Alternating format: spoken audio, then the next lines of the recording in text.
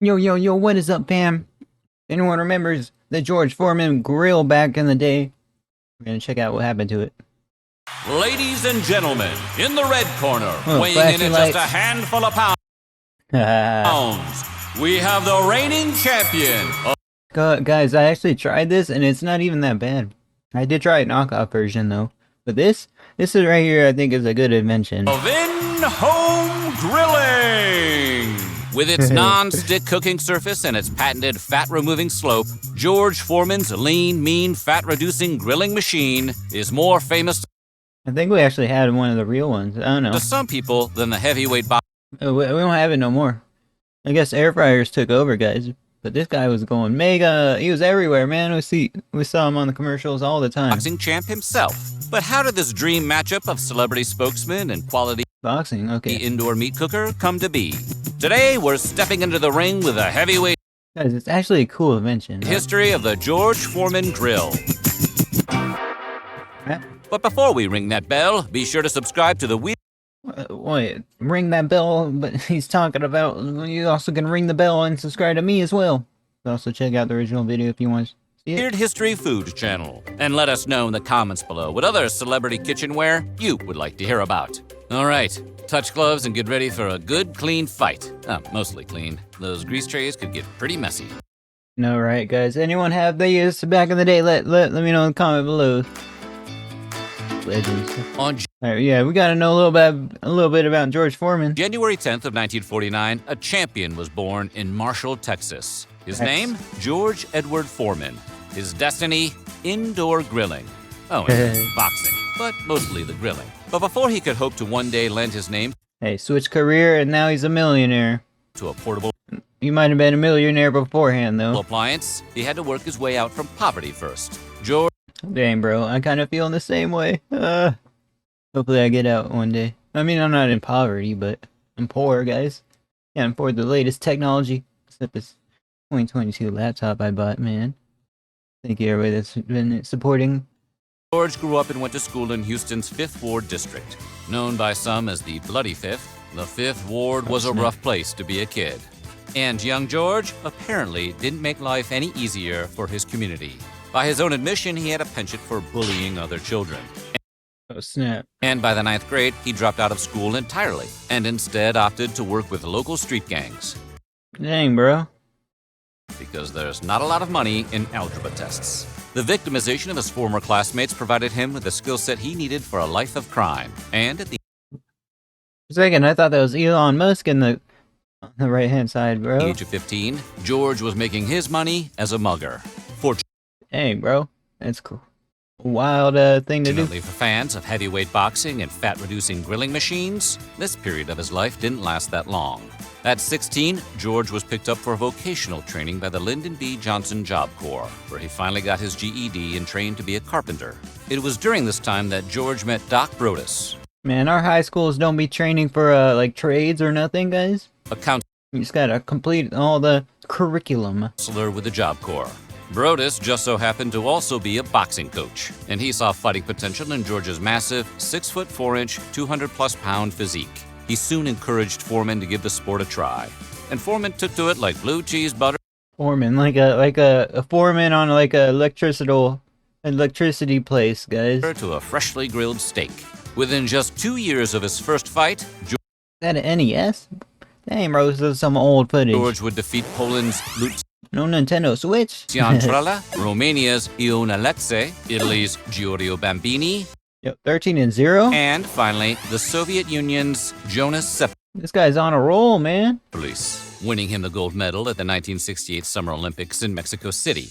It was a meteoric rise for a kid who, only 4 years earlier, was headed towards a life of petty crime. And Foreman waved Not bad, man. that star-spangled And then you know they had Olympic boxing matches. banner proudly across the ring as the world went wild. And there's George holding up the American flag in the center of the ring Dude, that is so awesome. for thousands Got some blood on him. Oh, God. of impressed spectators. He'd go on to win the world heavyweight title in just 2 rounds from the then undefeated Smokin' Joe Frazier. Weirdly, Frazier did not follow in Foreman's grilling footsteps, Dang. Goes Frazier! which This guy gonna lose, man. He's a champ. It's a shame. The Smokin' Joe countertop meat smoker would have sold like hotcakes. I know, right? Hotcakes you could Well, that'd been cool. Countertop smoker. We haven't seen those yet. We'll need like something to get the smoke out, though. cook on a George Foreman. For a time, Foreman Ooh. was Bro, you can do pancakes on there? unstoppable. He remained undefeated until the 1974 Rumble in the Jungle, where he lost the heavyweight title to Muhammad Ali It had to be one of the greats that got him, huh? after an 8th-round knockout punch.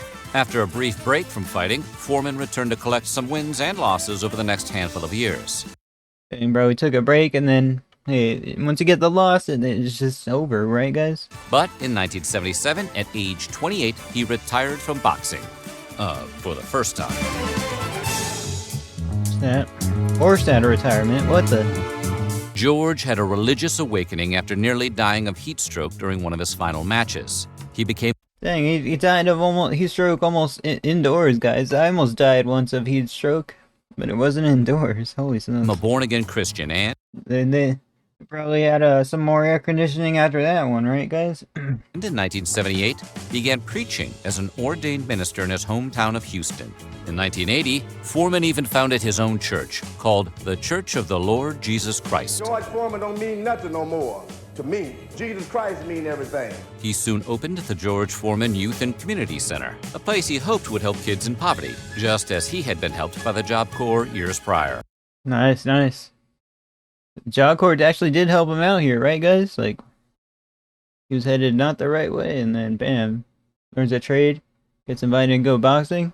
But by the mid-1980s, George was running out of money and was facing the potential closure of his youth center.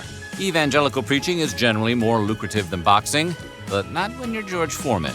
If he wanted to continue to help kids in his community, he needed a whole lot of money, fast. So after 10 years in retirement, George returned once more to the ring in 1987. While many had written him off as a washed-up has-been, he was quick to knock the fat out of their heads. Foreman won 24 consecutive matches after returning to boxing. Dang, bro. That's not easy to do, guys. It probably took like years, like 10 years maybe, who knows? Suffering his first loss in 1991 when he tried to take back the heavyweight title from the undefeated Evander Holyfield. Hey, we get it. We Never heard of that name, boxing. couldn't even beat Holyfield in the Sega game. In 1994, though, George would get another shot. He entered the ring with Michael Moorer, the decorated heavyweight champion boxer, and not a Pokemon evolution of the guy who made Bowling for Columbine. And at the age of 45, Wait, I've never seen that movie. What is that movie, guys? George became the oldest boxer ever to win the world heavyweight title. At last, in 1997, George retired from the ring for good, leaving his final match with a record of 76-5. Dang, bro, that's a lot of boxing matches, guys. Mayweather only has like 50-something. Dang, man, that's a career of boxing, basically. So, Whole lifetime. where I mean, a whole like 20-year period. Like, it's quite a while. the heck do I didn't even know he had such a good boxing record, guys. indoor grills fit into all of this?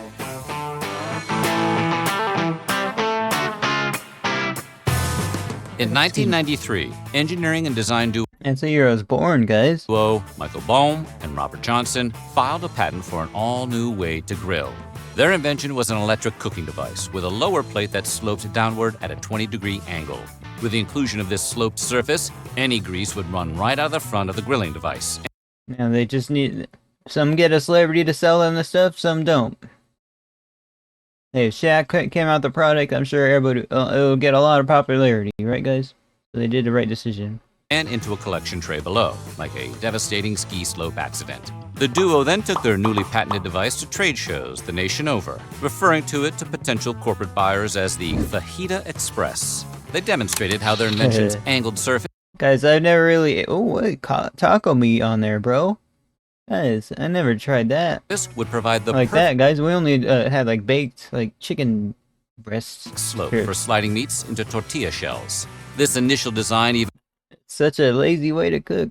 Also on the pan is just lazy as well, but it's a good... I don't know, you could make freaking chicken, guys. had a But we're missing out on the fat, so... second tray apart from the grease collector, meant to hold taco shells in place for ease of sliding. Hey, that actually does sound like a great invention. Eventually, they found a buyer. The pair sold their patent to Sultan, a kitchen equipment manufacturer, known at the time for their juice extractors and pasta makers. Sultan tossed aside the Fajita Express name and gave their newly acquired product an all-new title. They called it the Lean, Mean, Fat-Reducing Grilling Machine. That's such a cool, cooler name, guys, but now, you know, it goes with it. It goes with it with the Boxer. Boxer has a sponsor name like that with the Lean and Mean, right, guys? They soon This would be good for keto. sought out a spokesman for its release, and they had just the former heavyweight champion in mind. Sultan attempted to lure George Foreman into repping their electric grill by giving him one to try out for himself, and by offering him a hefty one-time paycheck. George was no stranger to the spokesman game, having previously lent his face to brands such as Doritos I was wrong. and Meineke discount mufflers. By George, I think he's got it. But he initially turned Sultan down, citing that their grilling machine looked more like a toy than a real kitchen appliance. What, bro? He was about to lose out on some big money, right, guys? We're not really sure what toy he's thinking of. Maybe a real sad Transformer? Despite his initial reluctance, Foreman would later joke that he'd meant to get into the grilling business all along. He once tweeted out that Snap playing hard to get, man. He wants a bigger paycheck or something. the idea came to him after being knocked out in his 1974 match with Muhammad Ali. He wrote that a piece of talking meat came to him then in a vision while he was What the heck? down on the mat. Few people Yeah, it could happen, right, have guys? been punched so hard they flew straight into a meat dream, but that's why Ali was the greatest. Another version of the story, probably the actual story, claims No, he was making it up. that after Foreman shoved Sultan's grill into some deep, dark corner of his home, his then-wife decided to try it out for herself. She made the pair some burgers on it, and the heavyweight champ's mind was changed in one juicy, savory instant. Regardless of which story is true, or how many inanimate objects may have talked him into the idea along the way, Foreman finally came around to the grilling machine after months of rejection. Let's go, let's go. So this machine was designed with George Foreman and the American people in mind that, hey, we're going to eat what we want, but we're going to knock the fat out. George got back This was 3 years after I was born. into contact with Sultan and said he'd move forward with the branding deal, but he wanted all new terms from them. Rather than collecting an upfront paycheck for the deal, he insisted on a 45% cut of all the That's the proper thing to do, right, guys? He was like, one-time paycheck, bro. You want me to sponsor this for life? Nah, man. Now that is a good thing to do. product's profits moving forward. Considering how many of these grills could be found in dorm rooms and studio apartments across America in the late 90s, that was a pretty good call. No dorm should be without my grill. It's great for that late night snack. Sultan agreed to the terms, and the new grill debuted at the 1995 Gourmet Products Show in Las Vegas, alongside an infomercial that featured footage of Foreman boxing, presumably against giant hamburgers and hot dogs. But believe it or not, its launch was a relative failure. The first year and a half saw slow sales and little interest Yeah, bro, I was like, dude, what is this, bro? When I saw the commercial, I was like, nah, it looks so, unique. I didn't want to try it at first. in the Foreman grill. It wasn't until Sultan changed their marketing strategy that things took a turn for the better. Ladies and gentlemen, the one and only George Foreman. Sultan decided to hang up George's boxing gloves and to play up his life as a family man. As the father of 5 sons, all of whom are named George, and another 7 daughters, only one of whom he got away with naming Georgetta, the image fit Foreman perfectly. So Sultan put the old boxing footage away and instead filmed Foreman in his very own That's good, that's good. kitchen. The pivot to sending a film crew to George's house and launching an all-new Dad Vibe commercial came together in just 1 week. It was filmed on a Tuesday and aired that same week, and demand for the lean, mean, fat-reducing grilling machine exploded by the Monday after. Sultan began to sell their grill by the millions. So if you like your food lean, mean, and tasty, don't forget. They're in Hank Hill. What is that show called? I forget. Get to pick up one. In 1996, they sold $5 million Even on Jay Leno. Okay. worth of grills. By 1999, that number had risen to $160 million. The runoff from that many grease traps could fill a swimming pool, which is presumably another vision George had while lying on the mat. They began Oh, producing different types of George Foreman grills for different markets worldwide. And they snap. even partnered Foreman up with Jackie Chan to try to sell their product in Asia. Meanwhile, Foreman, thanks to his insistence on Dang, bro. $1 company now, man. Set for life. receiving 45% of all profits, was raking in millions of dollars each month. While he'd gotten back into boxing in order to raise money for his youth center, these cool indoor grilling paychecks gave him a way back out of the ring and into a permanent retirement. But Sultan was worried that Foreman would take his newfound fortune and ride off into the sunset, with dollar bills trailing behind him like confetti. They wanted to rearrange their deal with him to ensure that they could use his name in perpetuity. So in 1999, Sultan bought Foreman out for $137.5 million. Dang, that's quite a bit, man. He's like, dang, I can buy a mansion right now with this. Not have to worry about mortgage payments, nothing like that. More than he ever made as a world champion boxer. And the champ parted ways with the company for good.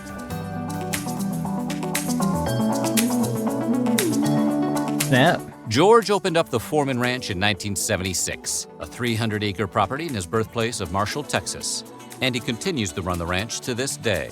The ranch has Icelandic stallions, Arabian horses, goats, cows, llamas, and even ostriches. And Foreman loves his horses like his namesake grill loves a panini. Apart from the ranch, he also continues to minister at the Church of the Lord Jesus Christ. And his Houston Youth Center Dang, that's pretty chill, man. He's like, dang, bro, okay, I'm gonna take this money, retire forever. is bigger and better than ever before.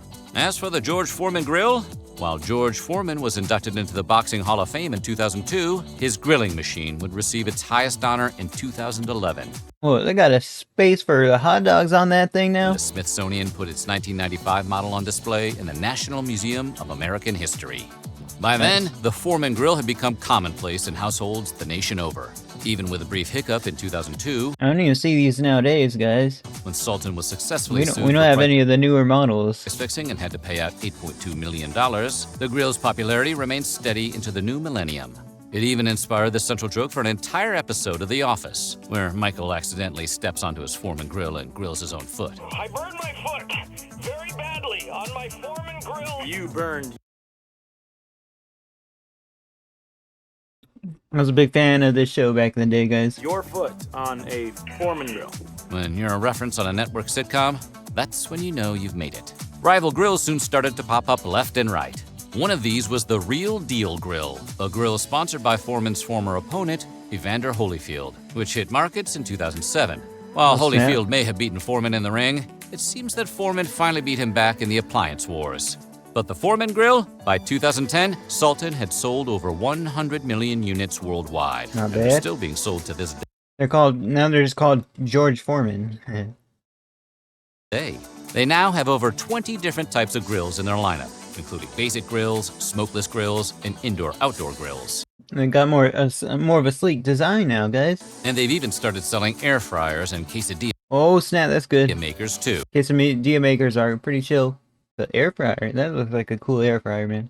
I'm glad they expanded. Which, ironically, was what the George Foreman started out as. So, while the Foreman Grill today may not be as talked about as it was only a decade ago, it's not down for the count. As long as hungry 20-somethings need a way to grill frozen meat in the privacy of their own bedrooms, the George Foreman will remain undefeated. It's a knockout. That is pretty awesome. Dinner's ready, George. So what do you think? That is the video, guys. Let's look at a few comments. About 20 years ago, I was an adult trying to stay alive. This grill's the best thing ever. Yeah, they got it. They did update the design, made it look good now. For these people, tons of people got these as wedding gifts. I'm sure these grills will have lasted longer than most marriages. Ouch, ouch. Yeah, guys. Peace out, everyone. See you guys next one. Later, guys.